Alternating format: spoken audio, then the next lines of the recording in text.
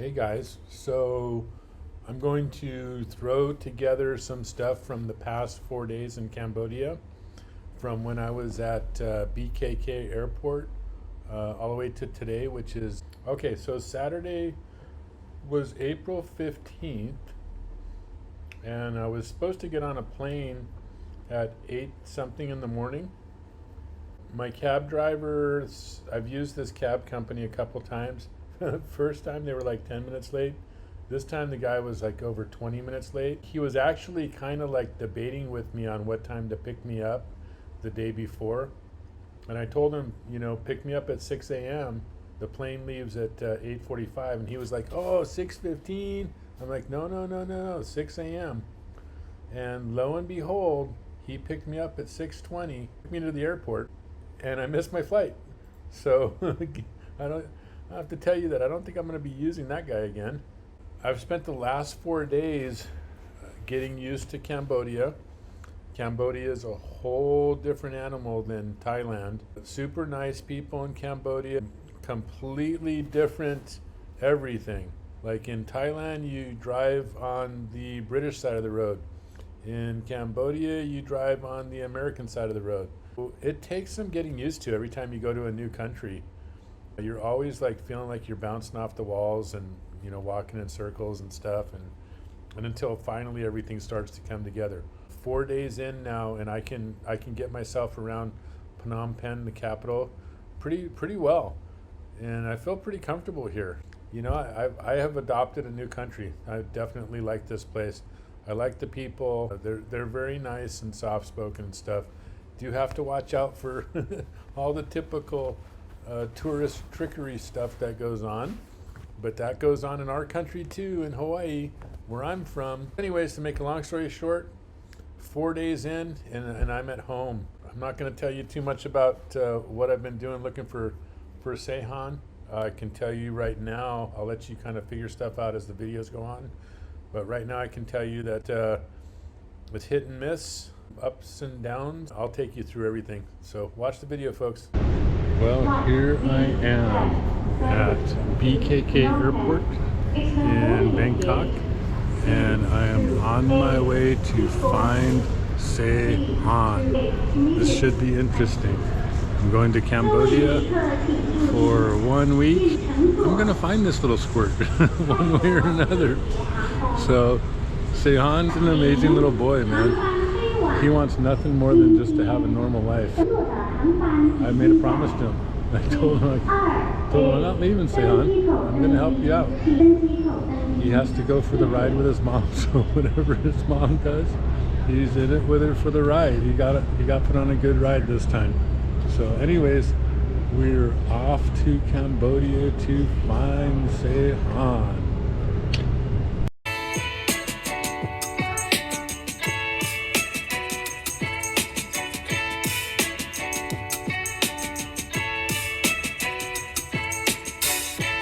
Very cheap airline, low-cost airline. Cost me $100 to fly from Thailand to Cambodia.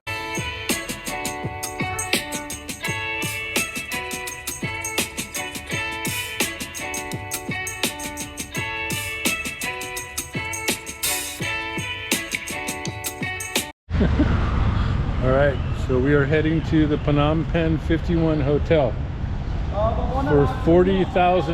for 40,000 Kamers, which is $10. And we're jumping in this little thingy. That's okay, it's okay. Hold on 1 second, I got it. Where are you from? California. I'm visiting from Thailand right now, though. Oh, in Thailand. Yep. Yeah. Buy SIM card? Cambodia SIM card or D? I have a SIM card. All right. I'm not ready for this. See what we got here.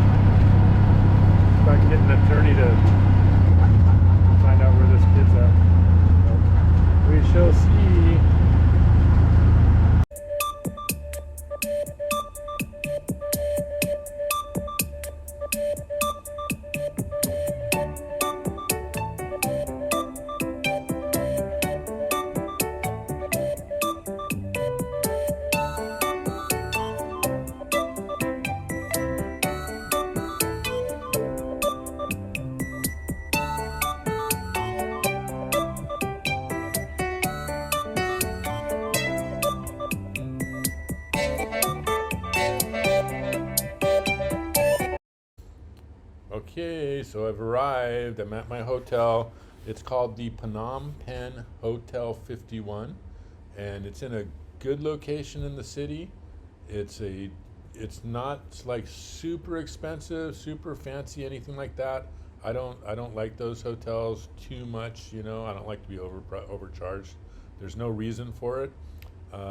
This place is like $30 a day, and it's got good internet, good security, it's clean, the people are nice, so I definitely recommend it. So first thing on the agenda is to get transportation. When you're in a new place, you have to learn the geography and you have to learn where everything is at, and that takes time. So the faster you get on some kind of your own transportation, not a tuk-tuk, not a taxi, the sooner you're going to be able to start to get a feel for the area, find out where everything's at. I start walking around. I'm looking for a motorbike rental place, and as I'm walking, I'm asking people questions. There's some really nice Cambodian people that are sincere and looking out for your best interests. And I met one of those guys. You could just tell as soon as you're talking to him. He was actually a tuk-tuk driver, which I don't trust too many of those guys. You could just tell this guy, you know, he was genuine. What are you looking for, sir? I told him, I'm looking for a motorbike rental. He said, okay, sir. If you go down this way and you turn, there's a gas station, turn right. And he told me exactly how to get there. He didn't try to get me to jump on the tuk-tuk or anything like that. Oh my God, such wonderful people. I love the gentle Buddhist character of Southeast Asian people. They're just gentle, just sweet people, man. So yeah, I'm walking around. People are like, "Are you lost? You need help? Where are you going? What do you need?" and I go, "I'm looking for a motorbike rental." And oh, okay, it's right down here. I mean, the guy was a tuk-tuk driver. He could have like tried to charge me and pulled the old scam on you. Oh, so I started walking in that direction. After walking for 15 minutes, I was drenched in sweat because I'm not acclimated to the humidity there yet. Cambodia is humid, but it's a humid without an ocean near you. It's pretty thick. You get used to it, but it takes like at least a week or so. I was used to it in about 3 days. I was very comfortable there. This is like my first day after arriving. I'm breathing a little bit hard.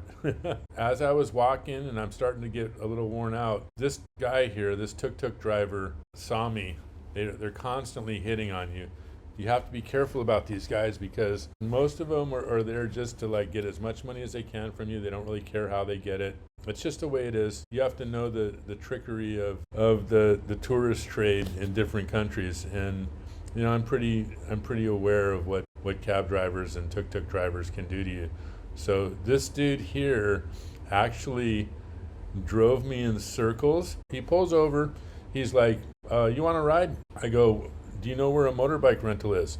And he kind of gives me this look and he shakes his head back and forth. And he goes, oh yeah, I know. He goes, come in, jump in, jump in, jump in. They just want you in, right? The second thing I ask is, how far is it? And he goes, oh, it's far, it's far. And the reason he tells you that is because he doesn't want you to walk there. He doesn't want to tell you where it's at. He wants you to get in so he can charge you some money. So he's not telling me how far this place is, right?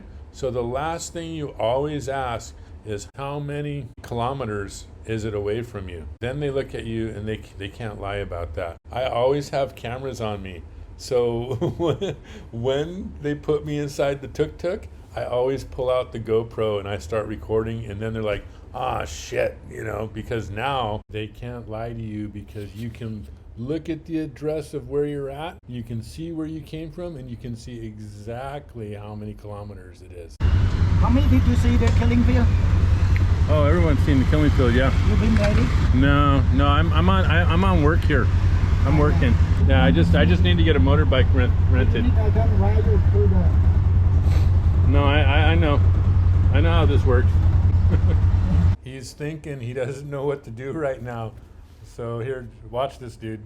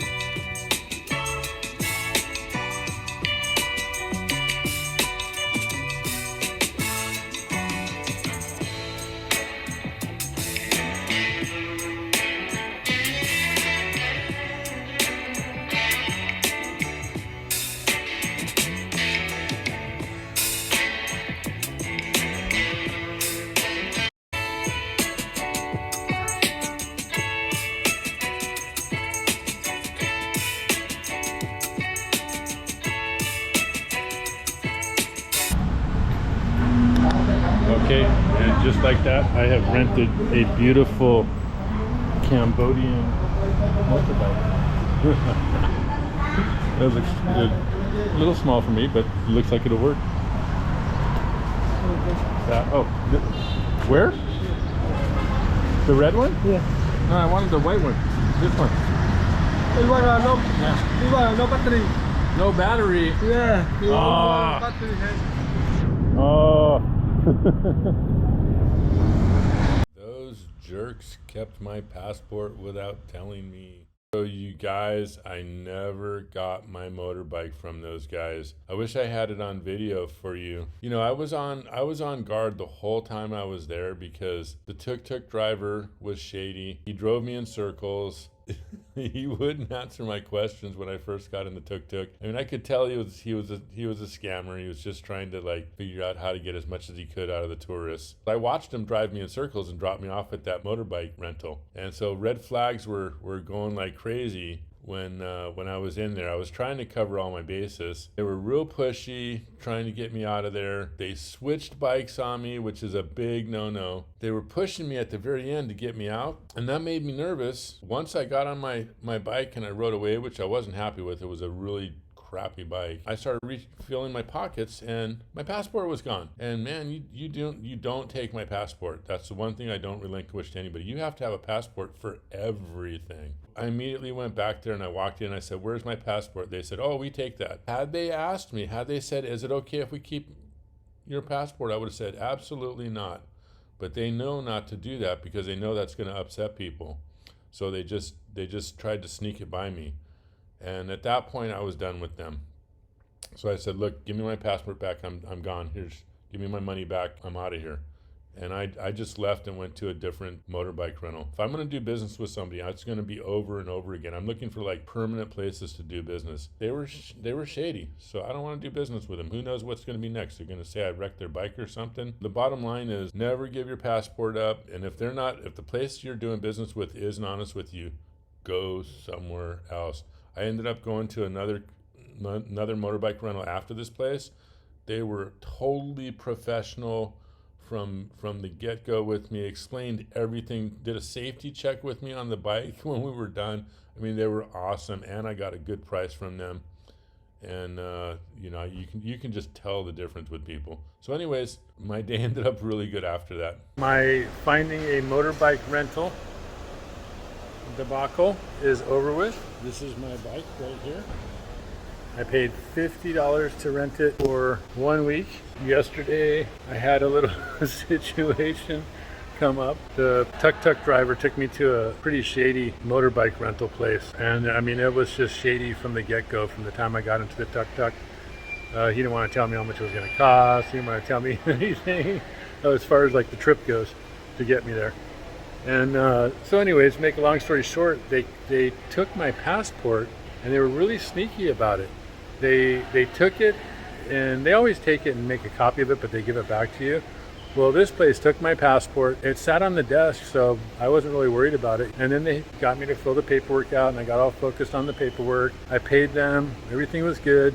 And they were really like rushing to get me out of there, which made me feel really uncomfortable, like shoving the keys in me, kicking me onto the bike and stuff. So I got on the bike, I was a little unsettled, and as soon as I started driving away, I was like, "Where's my passport?" And they didn't give me my passport back. So I turned around, I went back, I'm all, "Where's my passport?" And they said, "Oh no, we keep your passport." I'm like, "Bullshit, give me my passport now. You don't ever leave your passport anywhere." And so they were like, "Oh no, everywhere you have to leave your passport." I go, "No, I rent motorbikes all over the world, and I have one time they've asked me to leave my passport, and I told them no. That was like 5-6 years ago in Thailand, and I would never leave my passport anywhere." So to make a long story short, there's my motorbike. This motorbike is way better than the one piece of crap that the guy was going to try to rent me yesterday. I got this one for $50 for 1 week, and I didn't have to leave my passport there. They just took a copy of it. And there you go, folks. And now I'm heading into the mall here in Phnom Penh. First place us Westerners need to get familiar with when you're in countries like this, or actually any country, is where are the malls. And because those are the places you know you can get whatever you need, whatever you want. Every time I go to a new country, first thing I always do is I find out where the Hiltons are and I find out where the malls are, because you can pretty much find out anything else you want to know from those two things. This is the mall I'm heading to right here. I just Googled biggest mall in Phnom Penh and this one came up. I was here yesterday. I returned that bike and then I came over to the mall and I had a really good day after that. So anyways, we're back to the mall today. I'm gonna walk around, get some good food, chill for a little bit, and then I gotta go out finding Saahan. More goodies to come. Don't forget to like and subscribe.